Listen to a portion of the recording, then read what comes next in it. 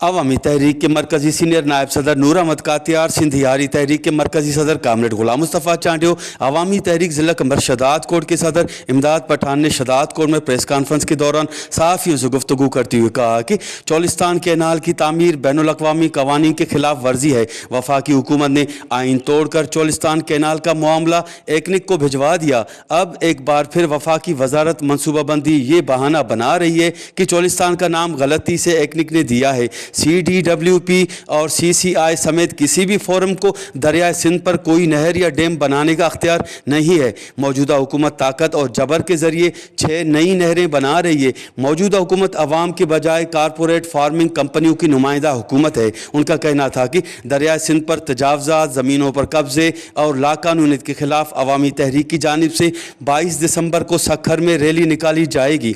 हम सिंध के बहुत से ख़ानदानों को उस रैली में शिरकत के लिए बुलाते हैं। रहनुमाओं ने मजीद कहा कि हुकूमत ने डाकुओं और दहशतगर्दों को इंसाफ के कटहरे में लाने की कोशिशें ही नहीं की हैं। बल्दिया फैक्ट्री में 266 मजदूरों को जिंदा जलाने वाले आज तक कानून की गिरफ्त से बचते आ रहे हैं। मौजूदा हुकूमत ने भी सिंध में बदअमनी फैलाने के लिए जनरल ज़ियाउल हक के असूलों पर अमल किया है।